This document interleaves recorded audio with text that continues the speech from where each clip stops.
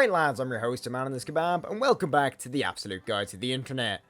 Yeah, this one's gonna be a spicy one. In this day and age, opinions are like arseholes. Everyone has one, and we're better to share your opinion, no matter how irrelevant it may be, than on the internet. Now, I'm gonna be honest, I too am guilty of this. I mean, half this channel is essentially me complaining about things, but there's one place in the internet that makes people the most hostile. One place where being a moderator can make people as power hungry as Saddam Hussein. I am of course talking about the infamous Reddit. Now, everyone has at least a vague understanding of what Reddit is, but today we're gonna take a deep dive into not only the history, but also the communities, both basic and controversial, and why it's so good at turning normal people into argumentative, paragraph writing gobshites that can't accept when they're wrong. Reddit was founded in June of 2005 by Stephen Huffman and Alexis Ohanian. I hope I pronounced that right. Two college roommates who were studying at the University of Virginia. After a few failed attempts at setting up sites, such as one that let you order food by text, they soon came up with the idea for a sort of front page of the internet. And with the help of the Y Combinator program, a tech startup, Reddit was born. Reddit merged with another company, Infogamy, in January 2006, and the company was sold to Condé Nast Publications in October of the same year. The two founders left the company in 2009, and under new leadership, Reddit would continue to grow, although the two did later return in 2014. In 2015, Reddit was launched on iOS and Android, furthering the reach of the platform. Over the years, Reddit has received many facelifts and changes to its policies and functions. Whether it be changes to the appearance of the site after a CEO described it as a dystopian Craigslist,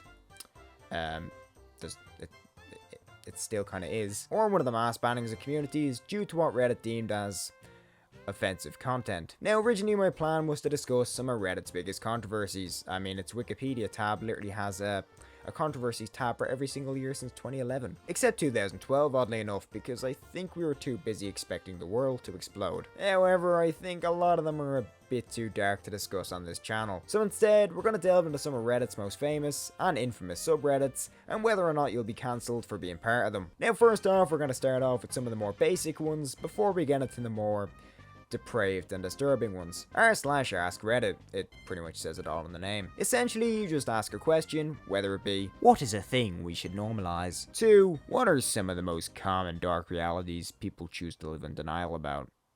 Well, that took a dark turn. And let people answer.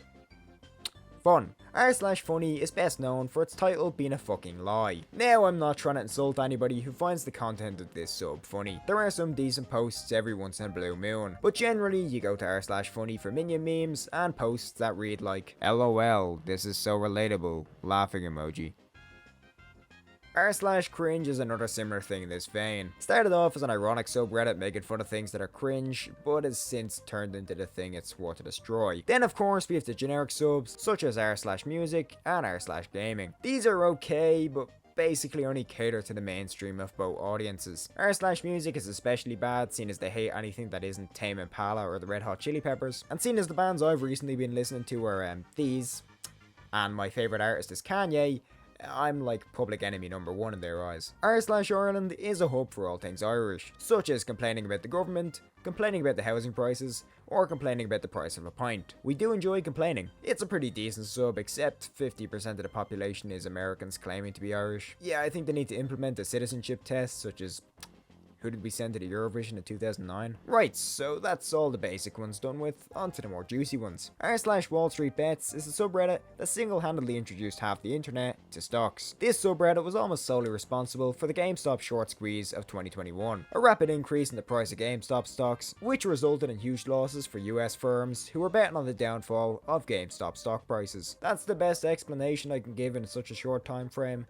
There's plenty of videos that do a much better job, such as this one by Ordinary Things, I would highly recommend. This subreddit was predominantly known for its members that just didn't give a fuck, and would commonly spam rocket emojis and say, we're going to the moon. I mean, it was locked down, could you really blame them? It was either that or porn. Next up! Oh god. r/incels is a subreddit dedicated to those people in society who for whatever reason cannot have a romantic or physical relationship with anyone, and as a result have resorted to insulting the opposite gender due to their insecurities. r/incels was notorious for diverting the blame from its members, who were predominantly men in their mid-20s or older, and instead blamed women for being quote-unquote trash that only use men, and the embodiment of pure evil. Yeah, just doing that voice has made me uncomfortable. r/incels was thankfully banned in November of 2017. r/find Boston bombers. In April of 2013, after the tragic events of the Boston Marathon bombing, many Reddit users decided to play detective and started accusing anyone who had any connection to the events of being the perpetrators of it. I don't think you need me to tell you this, but don't let someone on the internet who more than likely has no qualifications in the law or law enforcement dictate who is responsible for a crime, especially one as serious as this. One of these people was a student called Sunil Tripathi. Once again, I'm not sure if I pronounced that right, hopefully I did, who had gone missing shortly before the bombing took place, leading some Reddit users to believe he had gone into hiding to enact the attack. Sunil's mother was berated with death threats over the phone and through the post, which is made worse by the fact that Sunil's body was found 2 weeks later in a river, with the cause of death unfortunately deemed to be suicide. I would like to say this was the last time something like this happened and it served as a lesson, but unfortunately the people at Reddit don't learn. Political subreddits are great if you're someone like me who thinks both sides of politics are stupid, yet incredibly interesting. r/politics is a great first stop, featuring some discussions such as Senators call for a probe into student loan program. I'm gonna be honest, I don't particularly know what half of these people are on about. I know the, bare basics about American politics. It's just quite funny to see them argue. The peak for these sort of things was of course during the presidency of one Donald Trump, and a lot of subreddits associated with the blonde double-up himself were banned for, say it with me now, inciting hate crimes. Fun fact about a lot of these political subreddits, a lot of the time, even though they're meant to be for political discussions, the moderators aren't exactly open to opposing opinions and will ban you for holding said opinions. And now, the quickfire round for subreddits I don't particularly want to discuss in detail because they're either horrible or just easy to explain in one sentence. r/watch people die. It was banned, so take from that what you will. And it's the same story with this one. Why do people create these things? r/anti-work started off as a subreddit advocating for a work-free society. Now it's just full of lazy people. r/atheism, just full of people who think not being religious is a personality trait. r/rule 34, you really went to art school just to turn around and make a career out of drawing naked cartoon characters. And finally, r/national socialism.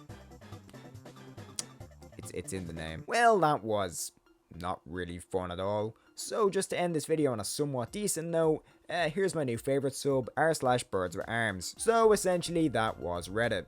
It's an interesting place to say the least. Now I'm not saying it's all bad. There are some communities on Reddit that are filled with genuinely nice people. But at the same time, there is a lot of bad. I mean, I only just poked the surface of it in this video. There is literally a lot worse. I was just afraid that if I started discussing some of the more graphic ones, this video would get age restricted. So on that note, if you are thinking of joining Reddit, do so at your own risk. Anyway guys, I'd like to thank you guys if you got to this point in the video.